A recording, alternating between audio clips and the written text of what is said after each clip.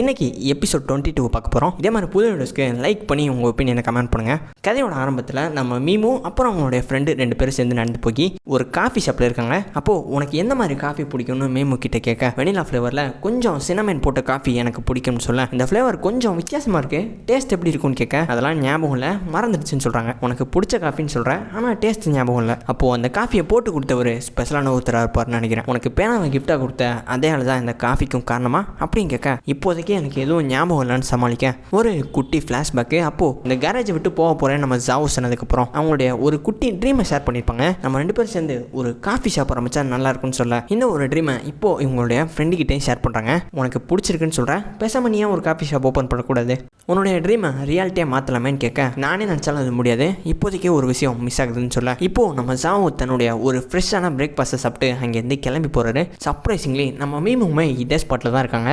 ஒரே இடத்துல இருந்தாலும் 2 பேருக்குமே சந்திக்கிறதுக்கான ஒரு வாய்ப்பு கிடைக்கவே இல்லை. பெய்ஜிங்கில் இருக்கக்கூடிய இவங்களுடைய வீட்டை வாங்குறதுக்காக புரோக்கர் கிட்ட பேசியிருந்திருப்பாங்க. அவரை மீட் பண்ணதுக்கப்புறம் அந்த ஒரு வீட்டை பற்றி டிஸ்கஸ் பண்ணுறாங்க. நீ கேட்குறது கொஞ்சம் கஷ்டமான விஷயம், அந்த வீட்டை போன வருஷம் தான் நான் வேற ஒருத்தருக்கு விற்றுருந்தேன், வாங்கினவர் மறுபடியும் உங்ககிட்ட வீட்டு கொடுப்பாருன்னு எனக்கு நம்பிக்கை இல்லைன்னு சொல்ல, சரி ஓகே பேசாமல் நான் மார்க்கெட்டில் இருக்க விலையை விட கொஞ்சம் அதிகமாகவே பே பண்ணுறேன்னு கேட்க, உங்களுக்கு சூழ்நிலை புரியல, இப்போது இது காசை பற்றின விஷயம் கிடையாது, அந்த பையர் ஏற்கனவே ஒரு பணக்காரரு, காசை பற்றிலாம் அவர் கவலைப்பட மாட்டார், நான் அந்த பையரை ஃபேஸ் டு ஃபேஸ் சந்திச்சு பேசணும்னு ஆசைப்படுறேன், எனக்காக ஒரே ஒரு மீட்டிங் அரேஞ்ச் பண்ணுங்கள் ப்ளீஸ்ன்னு கேட்க, நான் கேட்டு பார்க்குறேன்னு சொல்லிட்டு அவர் அங்கேருந்து கிளம்பி போகிறாரு. இப்போது அங்கே ஒரு அழகான நாய்க்குட்டியை பார்க்க இவங்களுடைய பாஸ்ட் ஞாபகத்துக்கு வருது. சன்லைட் மீமுவை பார்த்து, உனக்கு ஒரு மோசமான பேட் நியூஸ், உன்னுடைய பாசமான லைட்னிங் நாய்க்குட்டி இப்போ காணாமல் போயிடுச்சு. லைட்னிங் இப்போது ஓடி போயிடுச்சு, மற்ற நாய்க்குட்டிகளும் இதே மாதிரி ஓடி போக தான் செய்யும், கொஞ்ச நேரத்துலேயே திரும்ப வந்துடும். லைட்னிங்காக நானும் எல்லா இடத்துலையும் தேடி பார்த்துட்டேன், ஆனால் இங்கேயுமே கிடைக்கிற மாதிரி தெரியல. இதை கேட்டதுக்கப்புறம் மீமு ரொம்பவே கஷ்டமாக ஃபீல் பண்ணுறாங்க. சரி விடு, லைட்னிங் போயிட்டு போகுது, நான் இதை விட உனக்கு ஒரு அழகான க்யூட்டான நாய்க்குட்டியை கொடுக்குறேன்னு சொல்ல, நீ என்ன உளறியா, எனக்கு லைட்னிங் தான் வேணும், எத்தனை நாள் என் கூட லைட்னிங் இருந்திருக்கான், அது ரொம்ப ஸ்பெஷலான நாய்க்குட்டின்னு, நீ எதுக்காக இவ்வளோ எமோஷனல் ஆகிற, அது சாதாரண நாய்க்குட்டி தானே. சன்லைட் கேட்க, சில்லியாக இருக்காத, அது ஒரு நாய்க்குட்டி இல்லை. நம்ம மீமு அழுக ஆரம்பிக்கிறான். அடுத்த நாள் மீமு தன்னுடைய ஒர்க் எல்லாத்தையும் முடிச்சுட்டு வீட்டில் இப்போ ஒர்க் பண்ணும்போது உங்களுக்கு ஒரு கால் வர, யாருன்னு பார்த்தா அந்த புரோக்கரு, உன்னுடைய பழைய வீட்டுடைய ஓனர் ரொம்ப பிஸியான ஒருத்தர், மாதத்துக்கு ஒரு முறை தான் அவரை சந்திக்க முடியும், உன்னை பற்றி பேசி முடிச்சுட்டு அவரை மீட் பண்ணுறதுக்கும் ஒரு மீட்டிங் அரேஞ்ச் பண்ணியிருக்கேன், அதை பற்றின டேட் அண்ட் டைமிங்கை உனக்கு அப்டேட் பண்ணுறேன்னு சொல்ல, நம்ம மீமும் கொஞ்சம் ஹாப்பியாக ஃபீல் பண்ணுறான். ஜாகிங் போகும்போது லைட்னிங்கோட வயசில் இருக்கக்கூடிய ஒரு அழகான டாக் இவங்களை அப்ரோச் பண்ணுது. இது உங்களுடைய தான் கேட்க, ஒரு ஓனர் கிட்டேருந்து இதை வாங்கிட்டோன்னு சொல்கிறாங்க. இதுக்கு உங்களை பிடிச்சிருக்குன்னு நினைக்கிறேன்னு சொல்ல, மீமு கிட்ட ஃப்ரெண்ட்லியாக பழகுதுங்க. அப்போது இவங்களுடைய ஃப்ரெண்டு ஜேஜே கால் பண்ணி, நான் ஒரு பிஸ்னஸ் ட்ரிப்புக்காக போகிறேன், திரும்ப வரதுக்கு ரொம்ப நாளாகும், உன்னுடைய ஹெல்த்தை பார்த்துக்குன்னு சொல்லி காலையுமே கட் பண்ணுறாரு. அதுக்கு முன்னாடி நம்ம மீமு அவளுடைய ட்ரீமை ஃப்ரெண்டு கிட்ட ஷேர் பண்ணியிருப்பா இல்லையா, அவள் மென்ஷன் பண்ணியிருந்தா அதே எக்ஸாக்டான இடத்துல ஒரு காஃபி ஷாப்புமே ஒருத்தர் ஓப்பன் பண்ணிக்கத்தான் சொல்கிறாரு. இவர் இப்போ மென்ஷன் பண்ண அதே ஒரு காஃபி ஷாப்பை மீட் பண்ணுறதுக்காக போகிற வழியில் அந்த ஓனரையும் டாகையுமே மீட் பண்ணுறாங்க. இதை பார்த்த உடனே உங்களுக்கு மறுபடியும் லைட்னிங் தான் ஞாபகத்துக்கு வருது. அந்த ஓனர் அந்த டாக் இங்கேருந்து கூட்டு போக முயற்சி பண்ணும்போது மீமு லைட்னிங்னு சத்தம் போட அந்த நாயுமே திரும்பி பார்க்குதுங்க. மீமு கிட்ட ஓடி வந்து ஒரு இடத்துக்குமே கூட்டிகிட்டு போகுதுங்க. அந்த காஃபி ஷாப்புக்குள்ளே நுழைஞ்சதுக்கப்புறம் ஒர்க்கர்ஸ்மே வெல்கம் பண்ண, நிறைய மரங்கள்லாம் இருக்குது, உங்களுடைய கடை கண்டுபிடிக்கிறதுக்கு கொஞ்சம் கஷ்டமாக தான்ப்பா இருக்குதுன்னு சொல்ல, மரங்களை வெட்டக்கூடாதுன்னு பாஸ் சொல்லிட்டாரு, அதனால் எங்கள் காஃபி ஷாப் கொஞ்சம் அண்டர்ரேட்டட் தான் இருக்கும் அப்படின்னு சொல்ல, கடையில் இருக்கக்கூடிய ஒரு விசித்திரமான மெயின் டிஷ்ஷை பார்க்குறாங்க. அந்த டிஷ் போர்டில் இவங்க மென்ஷன் பண்ணி இந்த மாதிரி நிலா வச்சு கிரியேட் பண்ணியிருக்காங்க. உங்களுடைய மெனு நல்லா இருக்குன்னு சொல்ல, இதுவுமே எங்களுடைய பாஸோட ஒப்பீனியன் தான். அந்த காஃபி ஷாப்பை எக்ஸ்ப்ளோர் பண்ணும்போது நிறைய ஸ்பேஸ் சம்மந்தப்பட்ட விஷயங்கள்லாம் அந்த கடையில் இருக்குதுங்க. அப்போது ஒரு டெலிஸ்கோப்பை போயிட்டு பார்க்க, அதில் ஒரு பாட்டு உடஞ்சி போயிருக்கதை ஒர்க்கர் கிட்ட கேட்க, இங்கே வந்த விசிட்டர்ஸில் ஒரு சின்ன பையன் அதை உடச்சிட்டான், இதை சரி பண்ணுறதுக்கு நாங்களும் முயற்சி பண்ணோம், ஆனால் எங்களால் முடியலன்னு சொல்ல, அந்த டெலிஸ்கோப்பை எப்படி சரி பண்ணுறதுன்னு மீமு ஒர்க்கர் கிட்ட சொல்லி கொடுக்குறான்.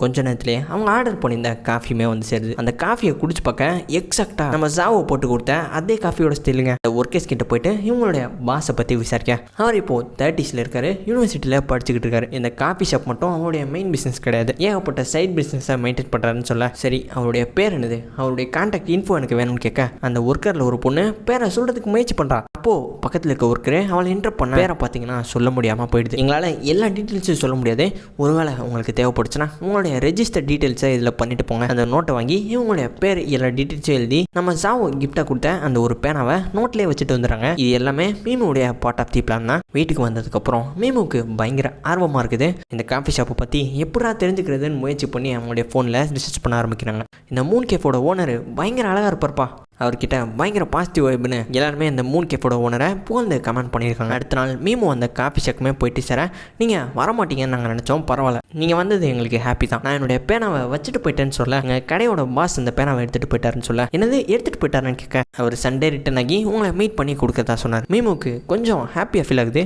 வீட்டுக்கு போயிட்டு அடுத்த நாள் மீட்டிங்காக என்ன ட்ரெஸ்ஸை போடலான்னு பயங்கரமாக யோசிச்சுக்கிட்டு இருக்காங்க. அந்த ஒர்க்கர் ஒரு காலையுமே பண்ணி, உங்களுக்கு மீட்டிங் காலையில் 9 மணிக்கு இருக்குன்னு சொல்ல, அந்த காஃபி ஷாப்புக்கு போயிட்டு ஓனருக்காக வெயிட் பண்ணுறாங்க. நேரங்களும் ஆகுது. அந்த ஸ்டவத்துக்கு பின்னாடி ஒருத்தர் நடந்து வர்றாரு. அங்கே இருக்கிற ஒரு டெலிஸ்கோப்பை பார்க்குற மாதிரி தெரியுது.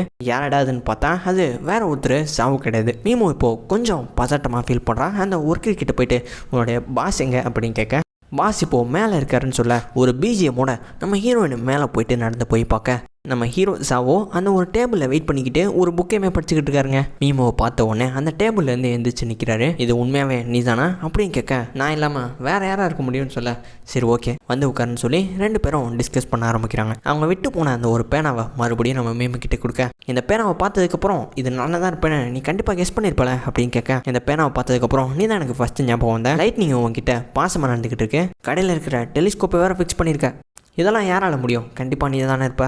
பதிலுக்கு மீமோ, நீ இப்போது மறுபடியும் ஸ்கூலுக்கு போய்கிட்டு இருக்கியா?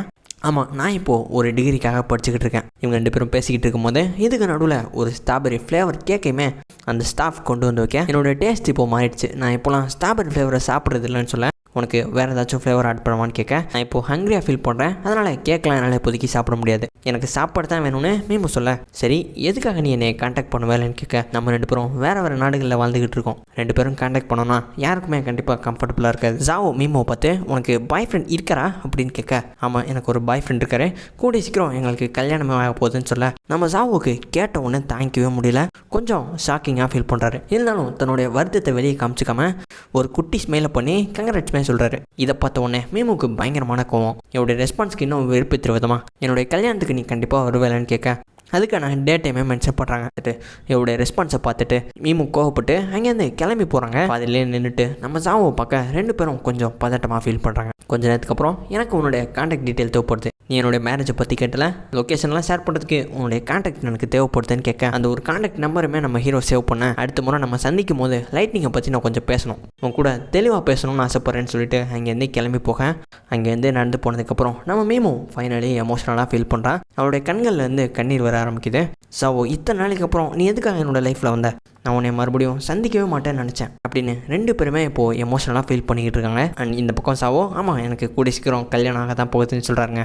இப்படியே அந்த இடத்துல எபிசோடுமே முடிக்கிறாங்க. ரொம்ப நாளைக்கு அப்புறம் மீமு சாவோ மீட் பண்ணியிருக்காங்க. 2 பேரும் ஃபைனலி ஒன்று சேருவாங்கன்னு எதிர்பார்த்துருப்பீங்க, அதுக்கு அப்படியே ஆப்போசிட்டாக நடக்குது. ஏன் எப்படிலாம் பண்ணுறீங்க? இந்த எபிசோடு உங்களுக்கு கண்டிப்பாக பிடிச்சிருக்குன்னு நம்புகிறேன். கூடிய சீக்கிரம் இந்த சீரிஸுமே கம்ப்ளீட் பண்ணுறதுக்கு முயற்சி பண்ணுறேன். இதே மாதிரி புது வீடியோஸ்க்கு லைக் பண்ணி உங்கள் ஒப்பீனியனை கமெண்ட் பண்ணுங்கள். அண்ட் சப்ஸ்கிரைப் பண்ணி பெல் ஐக்கான் ஆலில் போட்டு நம்ம சேனல் போஸ்ட்டையுமே மறக்காமல் செக் பண்ணுங்கள். நம்ம சேனலுடைய பிளேலிஸ்ட்டை சப்போர்ட் பண்ணுவீங்கன்னு நம்புகிறேன்.